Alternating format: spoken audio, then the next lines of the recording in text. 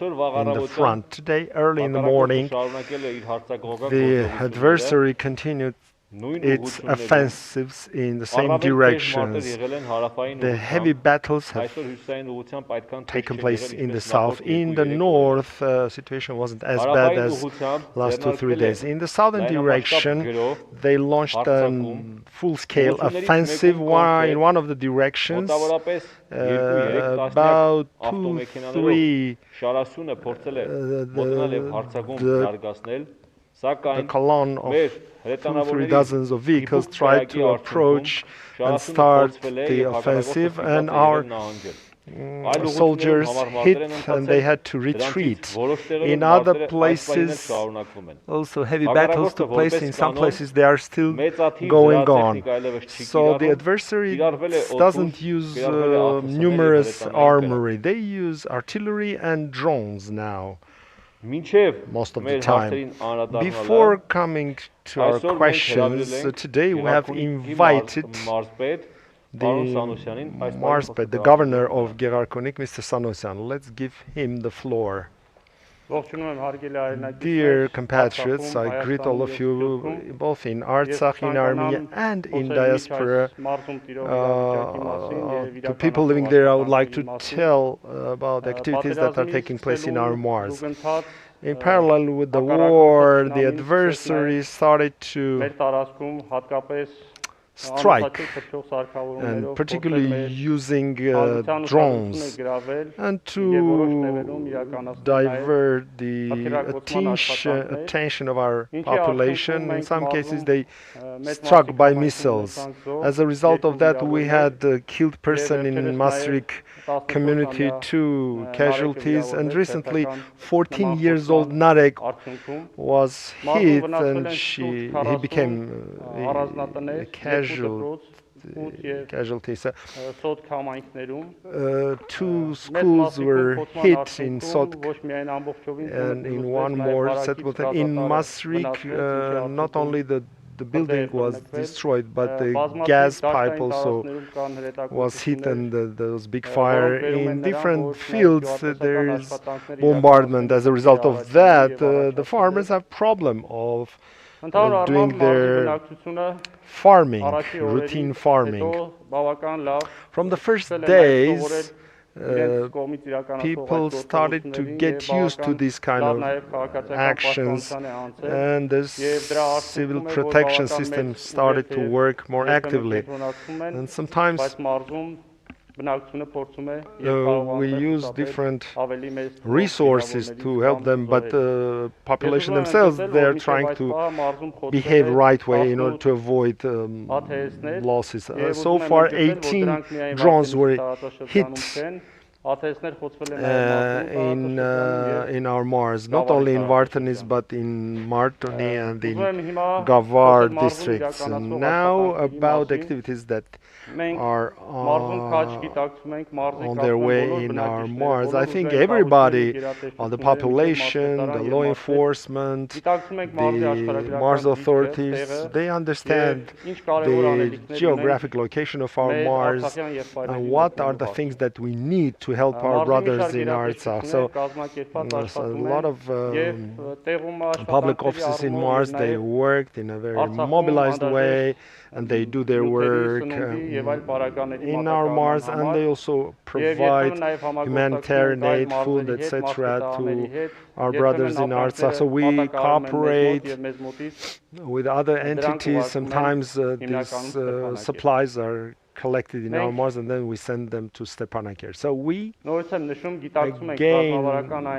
again want to repeat, we understand the importance, the strategic importance of our Marz, its location, and we understand that during this war, all levels, all offices, they have to work in a very concerted way, and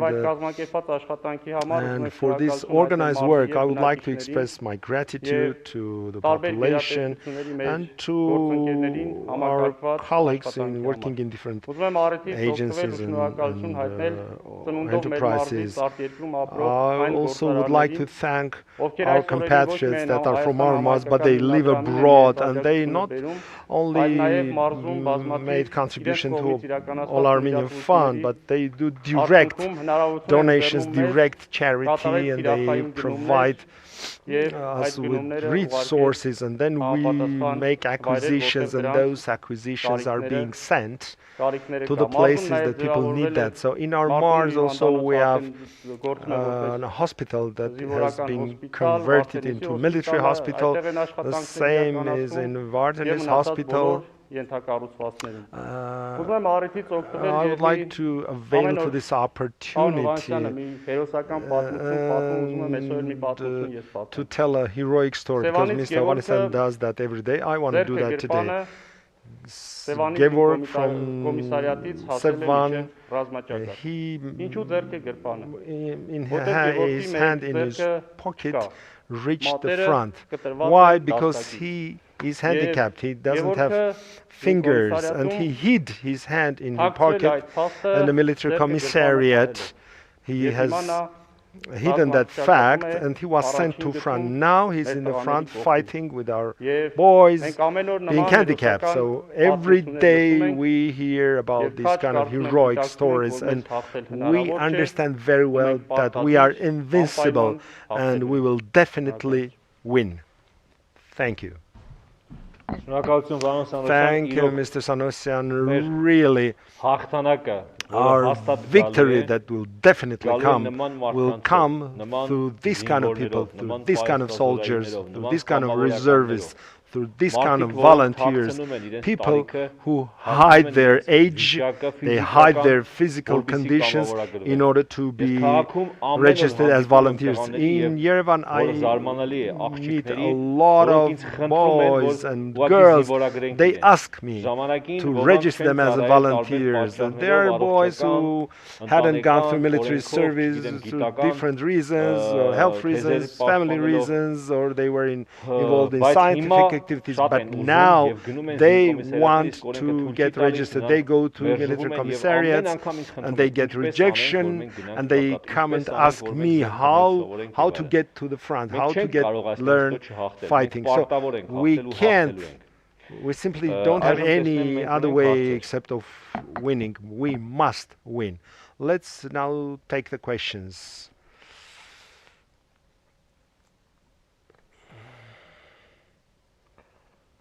Here there is a question about anti-air protection, to ask support from collective security organizations. I have asked you, don't ask me political questions.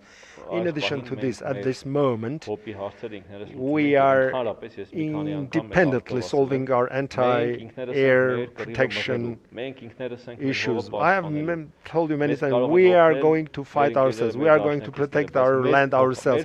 Yes, our friends, allies can help it, but they are not going to fight instead of us. We are going to fight. One more question. Our compatriots that don't have Armenian citizenship, how they can join the volunteers?